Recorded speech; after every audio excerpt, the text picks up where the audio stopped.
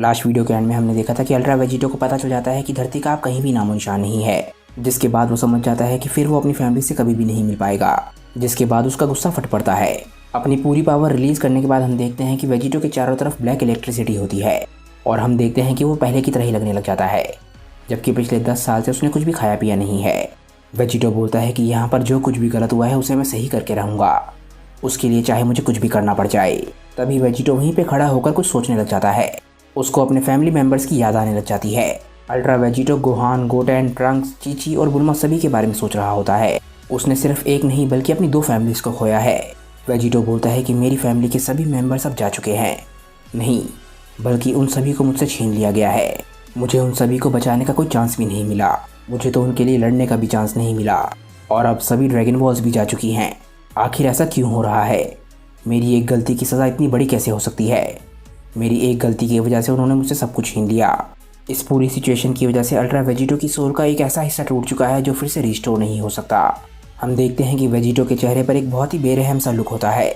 Vegito बोलता है कि यहाँ पर जो कुछ भी हुआ है मैं उस चीज़ को माफ़ नहीं कर सकता, पर मैं कोई गलत कदम ना उठाऊँ, इसलिए मुझे जानना होगा कि यहाँ पर क्या हुआ था। मुझे एक एक्सप्लेनेशन की ज़रूरत है। इसके बाद वेजिटो अपना स्टाफ उठाता है और स्टाफ के अंदर झांकने लग जाता है और जल्दी उसे एक इमेज दिखने लग जाती है। जल्द ही हम 10 साल पहले की धरती को स्पेस से देखते हैं और जैसे ही हम धरती के अंदर जाते हैं हम देखते हैं कि वहाँ पर सभी के सभी 11 गॉड ऑफ डिस्ट्रक्शन हैं।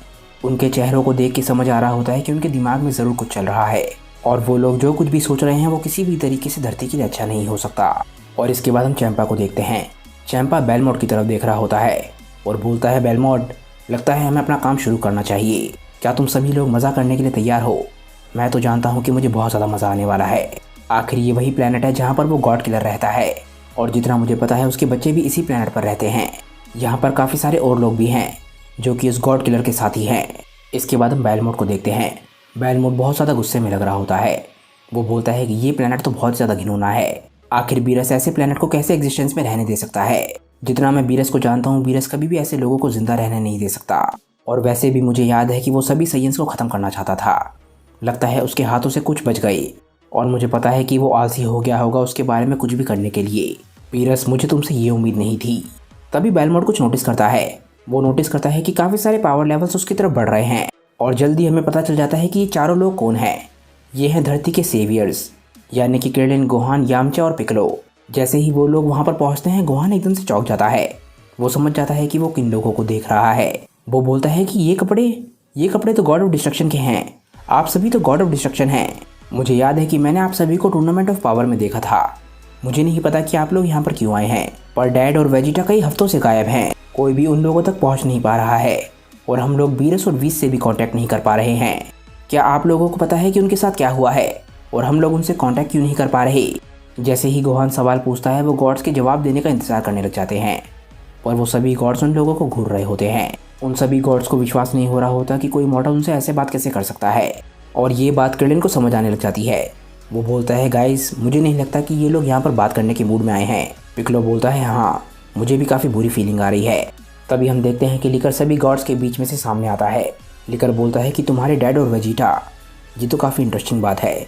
अब मुझे समझ आ रहा है कि तुम में इतनी हिम्मत कैसे आई कि तुम गॉड से सवाल पूछ रहे हो। आखिरकार तुम उस गॉड किलर के बेटे हो। पिकलो ये बात सुन के बिल्कुल हैरान रह जाता है। वो बोलता है, क्या तुमने अभी गोकू और वेजिटा को गॉड किलर्स बोला? ये इम्पॉसिबल है। लिकर को बहुत ज़्यादा गुस्सा आने लग जाता है।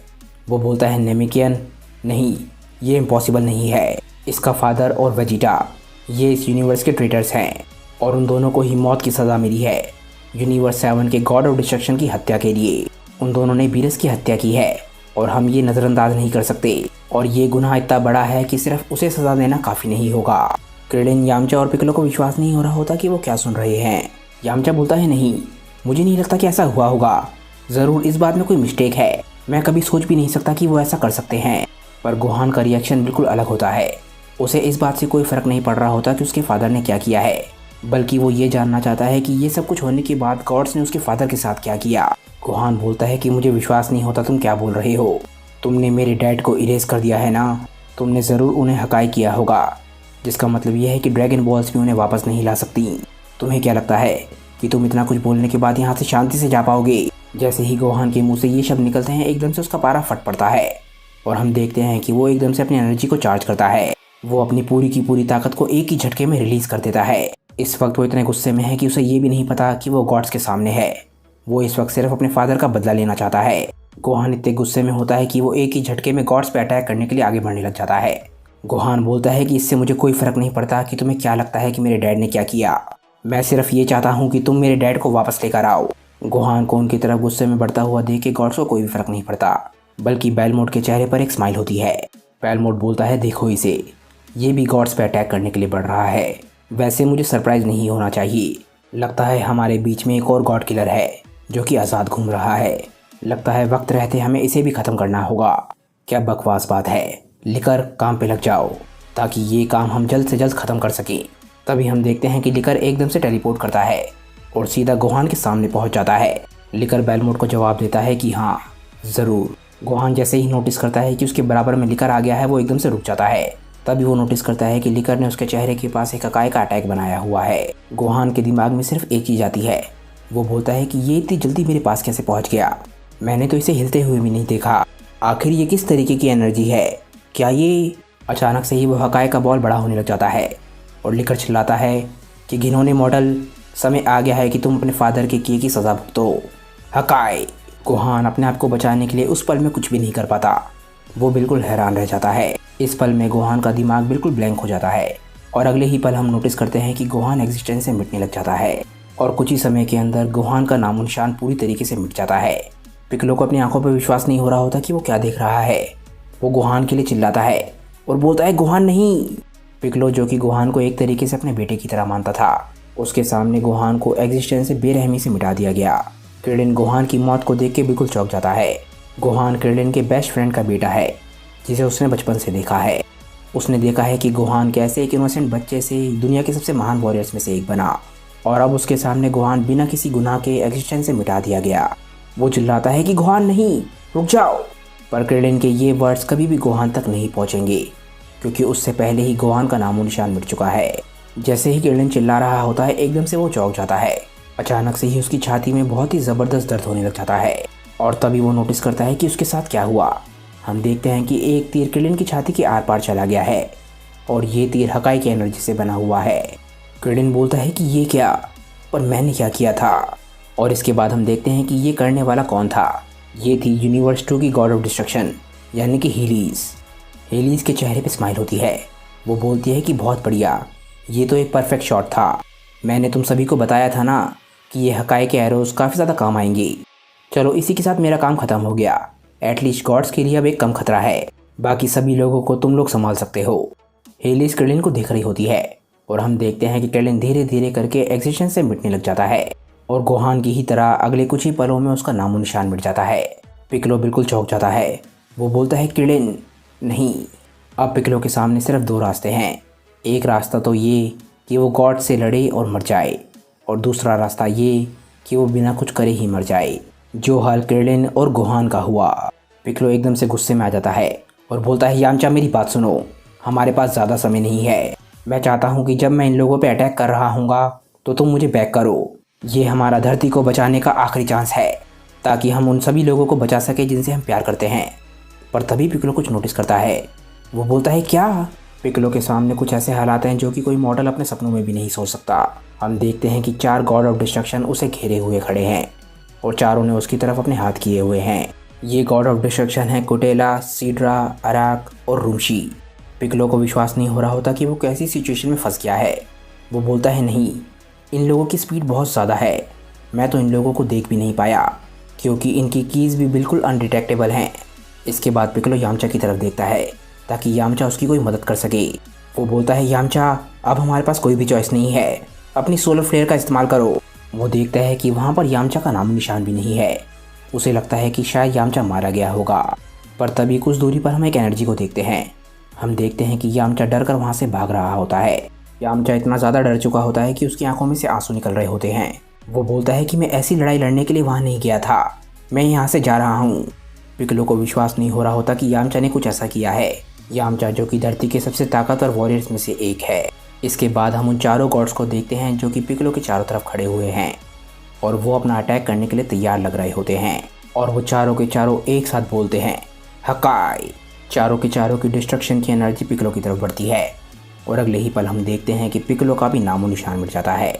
गोहान और क्रिलिन की तरह ही पिक्कोलो भी गॉड्स का शिकार हो जाता है। इसके बाद हम बेलमोंट को देखते हैं। उसने अपने हाथ ऊपर की तरफ कर रखे होते हैं और वो एकदम से हंसने लग जाता है और हम देखते हैं कि उसके हाथों में हकाई का एक बहुत ही बड़ा अटैक होता है जो कि उसने धरती को ख़त्म करने के लिए बनाया है। बेलमोंट बोलता है, मेरे साथ ही गॉड ऑफ डिस्ट्रक्शंस, मैं तुम सभी को मेरा साथ देने के लिए इनवाइट करता हूँ ताकि हम सभी मिलकर उस गॉड किलर के घर को तबाह कर सकें। अगर तुम सभी वीरस का बदला लेना चाहते हो तो मेरा साथ दो। बाकी बचे हुए 10 गॉड ऑफ डिस्ट्रक्शन एक साथ बोलते हैं कि हम तुम्हारे साथ हैं। इसके बाद हम देखते हैं कि सभी के सभी गॉड ऑफ डिस्ट्रक्शन के हाथ में एक एक हकाई की एनर्जी बॉल होती है। बेलमोंट चिल्लाता है कि ये वीरस के लिए है और इसके बाद सभी गॉड्स एक साथ अपने डिस्ट्रक्शन की एनर्जी को धरती की तरफ शूट कर देते हैं। ये डिस्ट्रक्शन की बॉल्स इतनी बड़ी होती हैं कि ये स्पेस से भी देखी जा सकती हैं।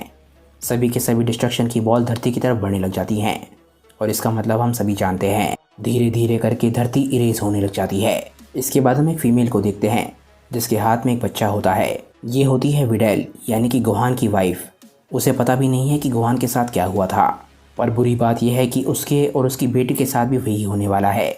वो दोनों भी हकाई की एनर्जी से इरेज होने वाली हैं। पेन, जो कि एक इनोसेंट छोटी सी बच्ची है, उसके मुंह से सिर्फ एक शब्द निकलता है, ग्रैंडपा। इसके कुछ देर बाद हम देखते हैं कि धरती अचानक से फट जाती है और उसका नामो निशान मिट जाता है और इसी के साथ धरती समेत धरती पर रहने वाले हर एक जीव का नामो निशान मिट जाता है। वेजिटो की एक गलती की कीमत पूरी की पूरी धरती को चुकानी पड़ी। बाकी सभी यूनिवर्सेस के बेरहम गॉड ऑफ डिस्ट्रक्शंस ने धरती को तबाह करते हुए बिल्कुल भी नहीं सोचा, क्योंकि उनके हिसाब से वो वीरस का बदला ले रहे हैं और वीरस को इंसाफ दिला रहे हैं। वेजिटो इस पूरे सिनेरियो को देख के बिल्कुल हैरान रह जाता है और उसकी आंखों में से आंसू निकल रहे होते हैं, क्योंकि आखिरकार उसे समझ आ चुका है कि धरती के साथ क्या हुआ है। अभी तक वो सिर्फ सोच रहा था, पर अब वो जानता है कि धरती को डिस्ट्रॉय करने वाले कोई और नहीं, बाकी सभी यूनिवर्सेस के गॉड ऑफ डिस्ट्रक्शन हैं। वेजिटो बोलता है कि नहीं, वो सभी मॉन्स्टर्स हैं। उन्होंने सच में ऐसा किया है। उन्होंने अनगिनत इनोसेंट लोगों को बेरहमी से मार दिया बिना किसी गलती के। मेरी फैमिली, मेरे दोस्त, उन्हें इसकी कीमत चुकानी पड़ेगी। अब वो लोग मेरे हाथों से नहीं बचेंगे।